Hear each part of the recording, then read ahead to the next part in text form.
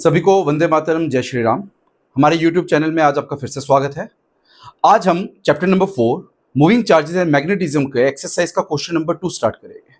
तो आप सबके लिए मैं एक बार क्वेश्चन रीड कर देता हूं। A long straight wire carries a current of 35 ampere. What is the magnitude of the field B at a point 20 centimeter from the wire. ठीक है, तो ये वाला जो क्वेश्चन है ये भी हमारे पास बायट-सावर्त लॉ से है, जिसमें आपको एक लॉन्ग स्ट्रेट वायर दी हुई है। ध्यान रखिएगा, जब तक वायर की फाइनाइट लेंथ को मेंशन ना करे तो आपके पास इनफाइनाइटली लॉन्ग वायर है और इसमें आपको करंट दे रहा है 35 एम्पियर की और एट द सेम टाइम वो कह रहा है डिस्टेंस 20 सेंटीमीटर, जिसको मैं 0.2 मीटर की तरह रिप्रेजेंट कर सकता हूं। इस डिस्टेंस की दूरी पे मैग्नेटिक फील्ड की वैल्यू क्या होगी। ध्यान रखना, यहां पे अभी भी मैग्नेटिक फील्ड की डायरेक्शन के बारे में बात नहीं कर रहा है, हम एंड में उसको भी डिस्कस कर लेंगे यहां पे क्या कहती है। तो बायट-सावर्त लॉ का वापस बेसिक फॉर्मूला क्या है, आप सबको याद होना चाहिए। dB is equal to mu naught upon 4 pi I dl sine theta upon r square. ठीक है, तो जब हम इनफिनाइट लॉन्ग के लिए इस एक्सप्रेशन को सॉल्व करते हैं तो हमारे पास एक्सप्रेशन आता है B is equal to mu naught I upon 2 pi a. यहां पे जो A है that is the perpendicular distance, जैसे यहां पे 20 सेंटीमीटर दिया हुआ है। तो इन सब वैल्यूज को इस एक्सप्रेशन में जब हम पुट करेंगे B is equal to mu naught I upon 2 pi ए।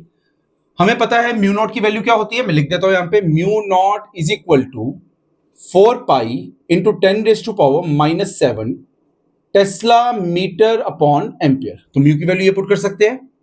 तो B is equal to 4 pi into 10 raise to power -7।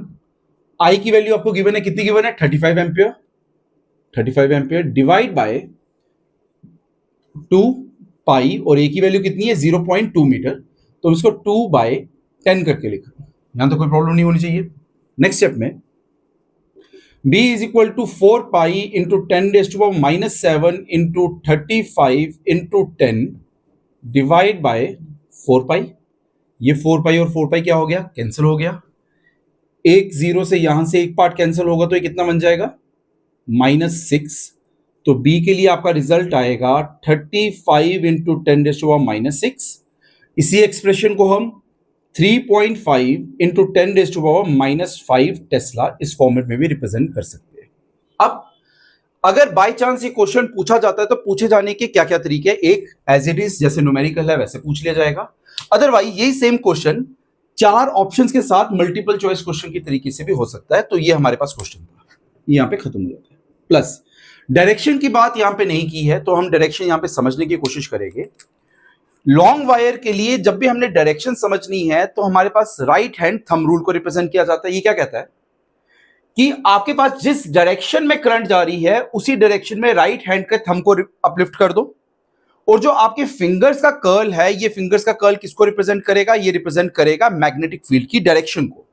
जैसे एग्जांपल जो डायग्राम यहां पे बनी हुई है, इसके हिसाब से करंट की डायरेक्शन तो अपवर्ड है, तो मैग्नेटिक फील्ड की जो डायरेक्शन होगी वो कंसेंट्रिक सर्कल की फॉर्मेट में होगी। आप ए जैसे जैसे चेंज करते जाओगे कंसेंट्रिक सर्कल का रेडियस वैसे वैसे चेंज होता जाएगा। तो ये हमारे पास क्वेश्चन नंबर 2 था। तो नेक्स्ट वीडियो में हम क्वेश्चन नंबर 3 करेंगे। जय श्री राम।